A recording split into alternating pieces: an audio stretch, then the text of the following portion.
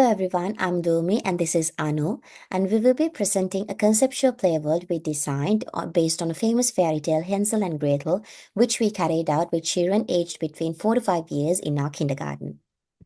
First, let's get to know what conceptual play worlds are. The concept of play world was initially coined by linguists. For later, the conceptual play world was introduced by Flair, and it has provided a model for educators to teach through play by maintaining a play-based program within the learning environment. It is particularly developed, showing strong aspects of STEM, which are science, technology, engineering, and mathematics. Apart from these, it could be used for social and emotional learning, narrative development, or a program of learning and development which is about creating a simple imaginary situation together with children. Moving forward, it is important to understand the link between conceptual play worlds and play-based learning. Piaget believed that the basic purpose of play is to practice and integrate new schemas, and that imitative play helps children adapt to new information. This could be recognized through the conceptual play world as it supports children's play-based learning. He further identified play traits as part of children's cognitive stages of development, while Vygotsky emphasized the significance of imagination and play as the cornerstone for children's cognitive and conceptual growth. Conceptual play world and play-based learning emphasize the significance of play as a crucial learning tool in early childhood. Both methods allow children to explore, experiment, and understand their environment, fostering social, cognitive, and emotional skills. The early years learning framework emphasized the intentionality of play-based learning in conceptual play worlds, which broaden understanding and deepen curiosity, promoting positive learning perspectives. Let's see how we designed our conceptual play world. Flair has explained how important it is to choose a story that could gain the interest of children towards the engagement for the story. Therefore, we chose a story of Hansel and Gretel based on observation within the center. Our inspiration is sparked during a recent show and tell. Max brought his favorite storybook from home, which is Hansel and Gretel, and said, "I really like this book. I wish I have a candy house like this." Later in the day, we noticed that some children were interested in the book and especially the illustrations and wanted to read the story. Frankie was saying, "Oh no, that's a witch." And Mark was stating, "Maybe she's nice because she gives candy." Flair has explained the characteristics of the conceptual play worlds using 5 steps, which also indicates how we could develop a conceptual play world as educators. We have incorporated these 5 pedagogical strategies into the planning of our conceptual play world. The initial step of designing the conceptual play world is choosing the appropriate book with a complex plot that is enjoyable to both children and for us as educators. Since it was evident from the observation we took during the recent show and tell that the children are very interested in the book and familiar with the story we chose. And this is also one of mine and Anu's favorite childhood stories that we adored. Another reason to choose this book is that during the last 2 months, we engaged in a treasure hunt by designing a map with the children, so this story could help children to utilize their prior knowledge in mapping.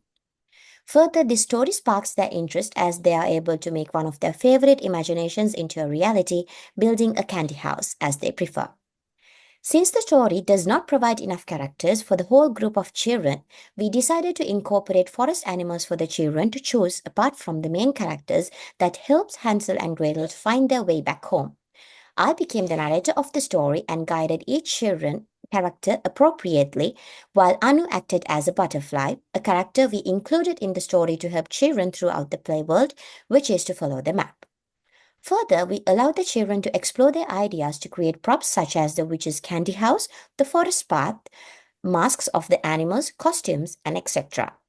This activity allowed children to express their understanding of the story while visually organizing their thoughts. Here is the idea board that the children came up with, including what they wanted to create for the play world. These are some pictures of the props, masks of the animals, and the costumes that we created with the children. Next step was to design the play environment, and we decided to divide the play world between indoor and outdoor, where the house of Hansel and Gretel is the inside of our room, and the outside play area is the forest and witch's house. This allows the children to explore both concepts such as spatial awareness social and emotional development, such as empathy for the witch and animals. During this step, we initiated different child-led activities to develop the play plot further by arranging the outdoor environment into a whimsical forest, complete with winding pathways leading to the witch's gingerbread house. We utilize home corner inside the room as the house of Hansel and Gretel. The next step is transitioning into the playworld where we enter and exit the conceptual playworld space. We explain to the children how to use the open entrance to the home corner to enter and exit the playworld. To help them identify, we included a curtain to the door as it is shown in the picture. This helps children to understand when to engage in the imaginary playworld as a character in the story and when to change their role back to a student in the classroom. I, as the narrator, used a dramatic voice to initiate the story using metacommunicative language inside the house of Hansel and Gretel, which is the home corner. As we move on to the next chapter of the story, the forest, we step into the forest through the back door, which leads straight to the outdoor play area that is covered in green drapes, as shown in the picture, to give the idea of walking through vines in a forest and to distinguish the play spaces within our conceptual playworld. Apart from the transition into a conceptual playworld as explained earlier, during this stage, the children need to choose their characters to enter into the imaginary situation, such as the main characters of Hansel and Gretel, mother, father, the witch, and the characters we introduced to the story, forest animals, and Hansel and Gretel's friends, the butterfly. It is important to note that an educator should always be involved within the play as a character in the story or as a human prop, because entering and exiting the playworld is compared to a border crossing where children need help from educators. This step shows how children could make meaning of things and actions after an educator creates the group's imagination. Next step is introducing the problem scenario. In the dramatic play, once Hansel and Gretel arrive at the gingerbread house and are met with the witch's respective hospitality, they quickly realize they need to find their way back home to avoid danger.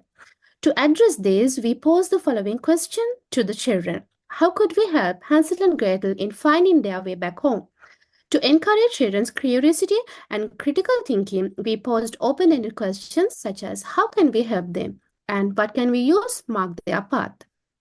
Frankly, Eagle suggested we can make a map to help them, and Mark suggested making a secret map.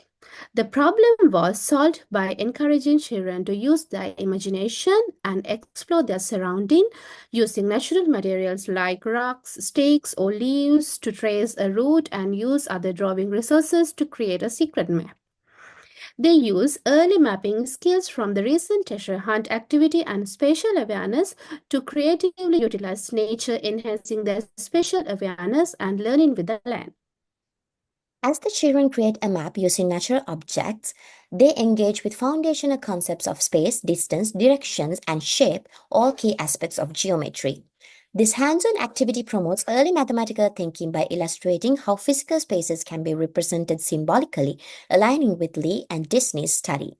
It also encourages children to practice scientific observation, interact with their environment, and analyze it, thereby enhancing positive peer interactions and enhancing their mathematical problem-solving skills.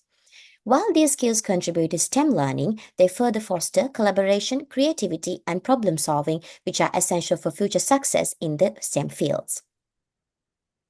Next step is the role of adult. As educators or guardians, we have a very important role in extending a child's learning. As I took the role of a butterfly, I positioned myself as an equal play partner alongside the children in the conceptual play world to help Hansel and Gretel find their way back home. Immersed in the enchanting forest, I encouraged the children to take the lead, fostering their problem-solving and decision-making skills.